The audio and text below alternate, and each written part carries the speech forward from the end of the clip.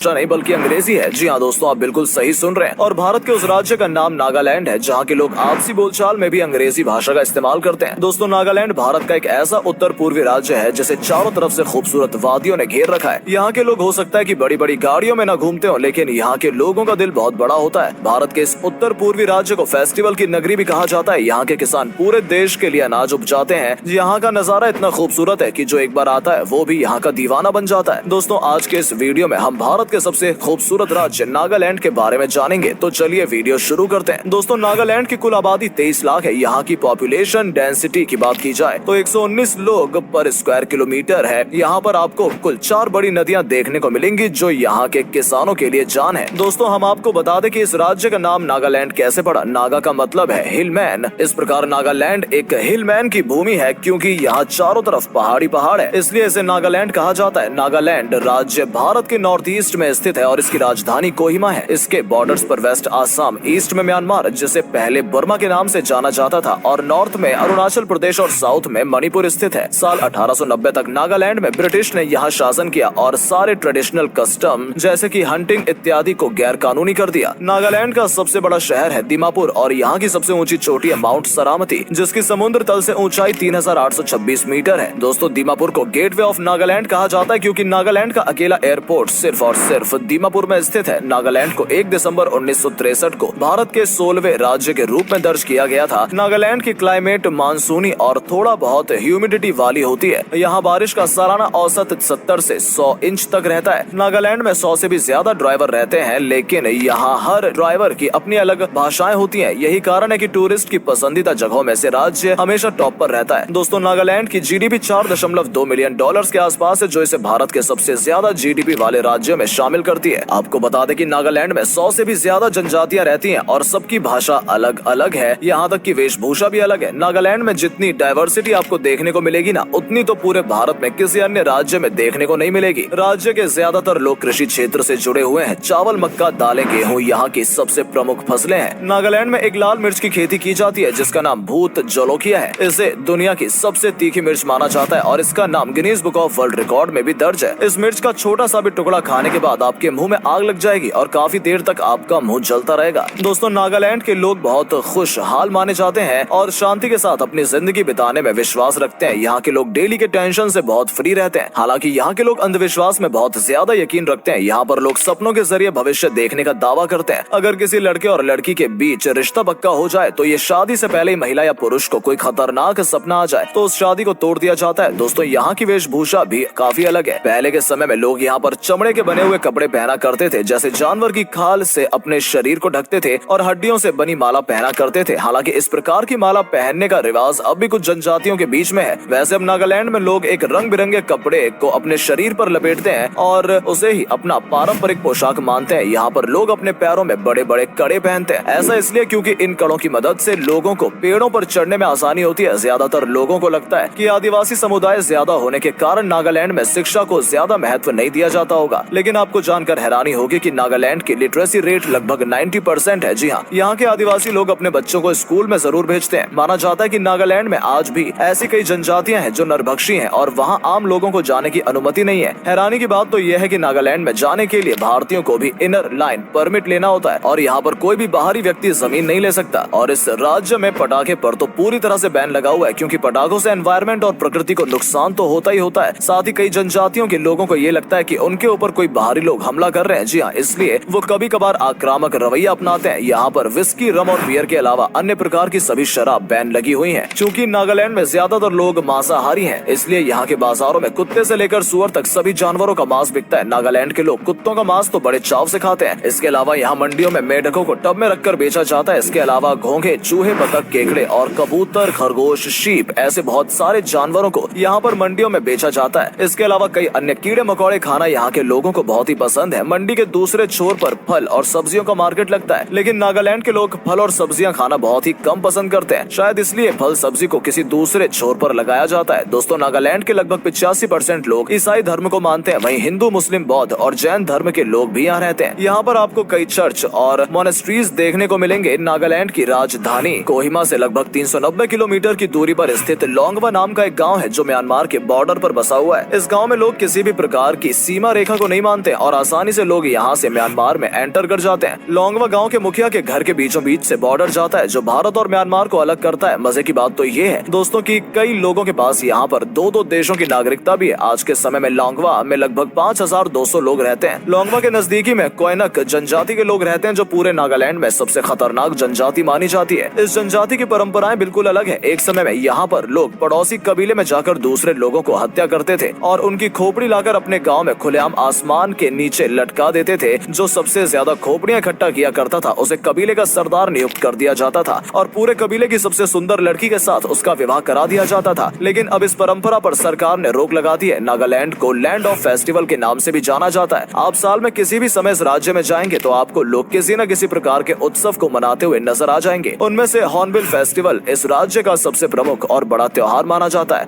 ये फेस्टिवल हर साल 1 से 10 दिसंबर तक चलता है। इसमें लोग जमकर मौज मस्ती करते हैं और लाजवाब ट्राइबल फूड्स का मजा उठाते हैं। ट्राइबल पकवानों में सबसे ज्यादा खाए जाने वाले पकवान में अखुरी, सुख, बास्के, स्प्राउट और पोर्क आदि शामिल हैं। इस त्योहार में लोग अपनी पारंपरिक वेशभूषा पहनते हैं और मिलकर जमकर नृत्य करते हैं। चावल से बनाई जाने वाली खास देशी शराब भी इस फेस्टिवल के दौरान खूब पी जाती है। हॉर्नबिल के अलावा तुनाली फेस्टिवल, यमसी फेस्टिवल, सैक्रेनी फेस्टिवल भी नागालैंड के प्रमुख त्योहारों में से एक है। तो चलिए बात करते हैं अब नागालैंड में घूमने लायक मनमोहक जगहों के बारे में। वैसे तो ये पूरा राज्य ही आपको अपनी ओर आकर्षित करता है। हर मोड़ और हर समय आपको नया दृश्य देखने को मिल जाएगा। ये चोटी से प्रकृति का खूबसूरत नजारों का आप लुत्फ उठा सकते हैं। अगर आप रंग बिरंगे फूल देखना चाहते हैं तो आपको यहाँ के वैली का शेर जरूर देखें। यहाँ की वैली में जहाँ तक आपकी नजर जाएगी वहाँ तक खूबसूरत फूल ही फूल आपको नजर आएंगे। इसके अलावा मोकोकचुंग नागालैंड का सबसे पुराने गाँव में से एक है और ट्रैकिंग के शौकीन लोगों के लिए यहाँ का चापू चोटी मुख्य आकर्षण का बिंदु है। ये नागालैंड की दूसरी सबसे ऊंची चोटी और इस चोटी के कारण ही नागालैंड को नॉर्थ ईस्ट का स्विट्जरलैंड कहा जाता है। इसके अलावा Ntangki national park, Fakim wildlife sanctuary और रंगा वाइल्ड लाइफ सेंचुरी जैसे उद्यान में आप जंगल सफारी का आनंद ले सकते हैं। वैसे तो पूरे साल ही नागालैंड का मौसम बेहद सुहावना रहता है, लेकिन बरसात के दौरान इस राज्य की सुंदरता देखने लायक होती है। नागालैंड घूमने के लिए मई से सितंबर तक का समय सबसे अच्छा माना जाता है। यहाँ पर ज्यादा गर्मी न होने के कारण बड़ी संख्या में टूरिस्ट सुकून के पल बिताने आते हैं। अगर आप प्रकृति को नजदीक से देखना चाहते हैं तो आप अपनी भागदौड़ भरी जिंदगी से कुछ समय अपनों के साथ बिताना चाहते हैं तो नागालैंड आपके लिए बहुत ही फेवरेट और सूटेबल होगा, क्योंकि ये बहुत बड़ा टूरिस्ट डेस्टिनेशन है। नागालैंड को जब से पूर्ण राज्य का दर्जा मिला है तब से लेकर 2012 तक यहाँ कोई भी महिला विधायक नहीं थी, क्योंकि नागालैंड में ज्यादातर आदिवासी समुदाय के लोग रहते हैं जिनमें महिलाओं को घर से बाहर निकलना या फिर चुनाव आदि प्रक्रिया में शामिल होना गलत माना जाता है। हालांकि पिछले साल फेंगनॉन कोनयाक को पहली महिला MP होने का गौरव प्राप्त हुआ है। इन सभी चीजों को देखने के बाद ये साफ पता चलता है कि नागालैंड में भी चीजें बदली जा रही हैं और नागालैंड की राजनीति में महिलाओं की भागीदारी बढ़ रही है। नागालैंड का स्टेट एनिमल घड़ियाल और सफेद मुंह वाले किंगफिशर को यहाँ का स्टेट बर्ड का दर्जा प्राप्त है और यहाँ पर कई तरह के मिनरल्स भी पाए जाते हैं। दोस्तों, आपको नागालैंड के बारे में कौन सी बात अच्छी लगी हमें कमेंट्स में जरूर बताएं और हमारी वीडियो को लाइक करना ना भूलें। मिलते हैं नेक्स्ट वीडियो में, तब तक के लिए धन्यवाद।